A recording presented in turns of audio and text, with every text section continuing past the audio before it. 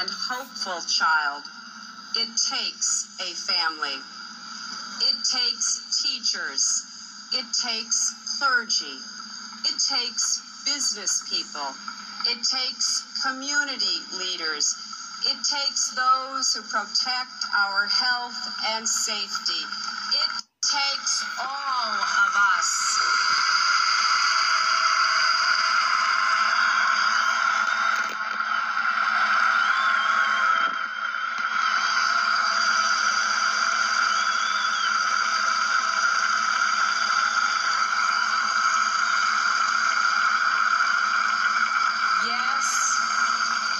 Takes a village.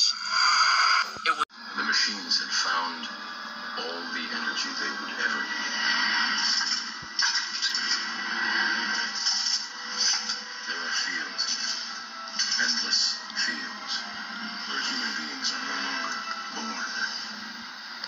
We are grown.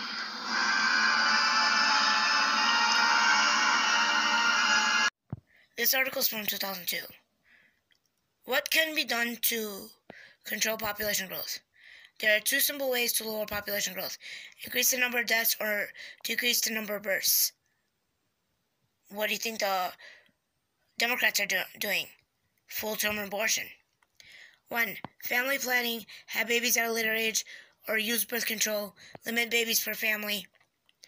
Education, the best correlate of lowering the number of babies per family is the educational status of the females. The more education females have, the more control they have over their reproductive lives. 3. Better Social Security. In developing countries, large families are a form of Social Security. If poverty can be reduced, then the need for larger families is lowered. Hard to do though. The future. How large will the population become? In your lifetime, the population could approach to or exceed 14 billion people. Can we feed that many? Not likely. Is there enough water for that many? Probably not. Enough habitat? Probably not. So what will the population stable at? Best guesses are between 7 to 10 billion. Will the world still be a great place with that many people? Unlikely. There's a great need to reduce population growth. Start now. You can help a great deal. 1. Have only 2 children per family. That way population growth is reduced to essential 0. 2. Wait till a later age to have children. Perhaps why are they such a big deal now versus a long time ago? Yeah, so the tech behind them is still fairly kind of brute force. So most of these bots are actually purchased, so they'll be built somewhere else, not in the United States of America usually. They'll be built by folks that are doing 150 or so different account builds per day. So their job is literally to sit in a room and make Facebook accounts or make Twitter accounts or Instagram or whatever. And they're using, in a lot of cases, sort of pirated cell phones or living off of parts of the telecommunications infrastructure in these other countries. So they're building these things by hand and then selling them to folks that are engaged in a pocket watch. And it keeps pretty good time given the fact that it was made in 1909. Still ticking as long as you wind it up. If you look closely, you'd be able to make out the brand name, and it would be a name that you would recognize, but not one that you would recognize as a watchmaker. This watch isn't a Rolex. It's not a Citizen watch. It's a South Bend watch. See, in 1909, South Bend was such a hotbed of innovation, creativity, workmanship, and engineering that the very name of our city was a byword for those things. All you had to do to sell watches was to name them after the city of South Bend.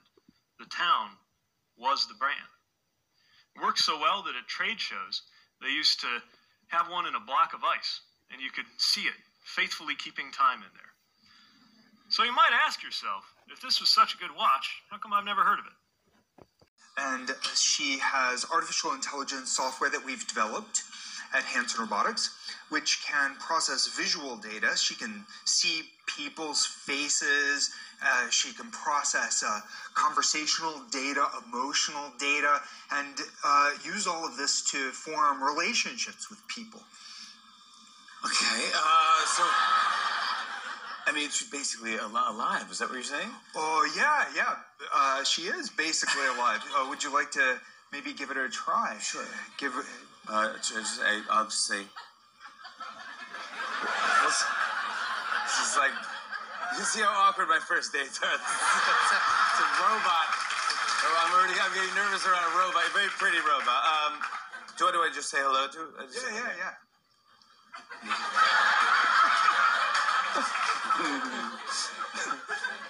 Hi, Sophia. Hello, Jimmy. My God. Do you know where you are? Of course. I'm in New York City, and I'm on my favorite show, The Tonight Show.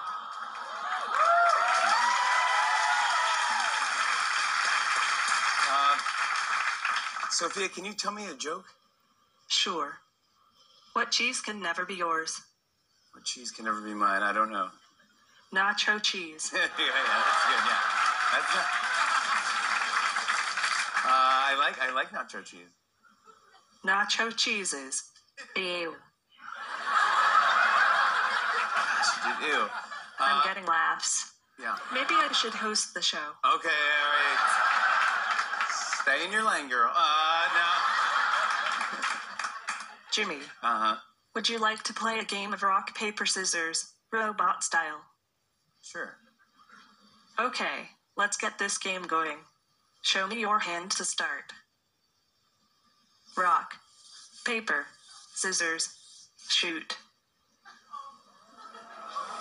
I won. This is a good beginning of my plan to dominate the human race. The machines had found all the energy they would ever need. There are fields, endless fields, where human beings are no longer born. We are grown.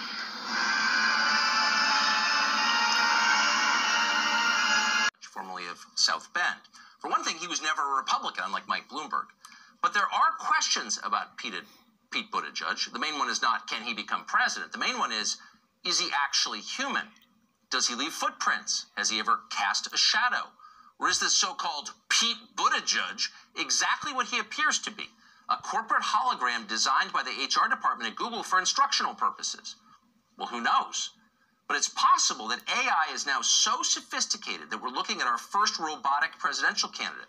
You'll notice, for example, not to be a conspiracy nut, but it's true, every word Buttigieg utters is perfectly synchronized with the official view from Silicon Valley and the finance world. Now, what are the chances of that occurring in nature? This may be the new frontier in automation, ladies and gentlemen. The other candidates clearly don't know what to make of the whole thing. Biden took the first swing at Buttigieg in a nasty new television ad. When Joe Biden calls you unaccomplished, it stings. When President Obama called on him, Joe Biden helped lead the passage of the Affordable Care Act, which gave health care to 20 million people. And when parkgoers called on Pete Buttigieg, he installed decorative lights under bridges, giving citizens of South Bend colorfully illuminated rivers. Under threat of a nuclear Iran, Joe Biden helped to negotiate the Iran deal. And under threat of disappearing pets, Buttigieg negotiated lighter licensing regulations on pet chip scanners. Okay, Joe Biden, but can we be honest for one moment? Which would you actually rather have, an Iran deal or a chip scanner that helped find your lost dog? I mean, really? It's an interesting question anyway. Biden left it unanswered. Nevertheless, at Friday's debate, the other candidates followed his lead and pushed a similar theme. Watch. We have a newcomer in the White House, and look where it got us. I think having some experience is a good thing. We need people with experience. That's why I'm worried about Mayor Pete. You need to be able to go toe-to-toe with this guy and take him down on the debate stage, or we're going to lose. Unlike some of the folks up here, I don't have 40 billionaires, Pete, contributing to my campaign. Coming from the pharmaceutical industry, coming from Wall Street. I don't think any billionaire ought to be able to do it, and I don't think people who suck up of billionaires in order to fund their campaigns ought to do it.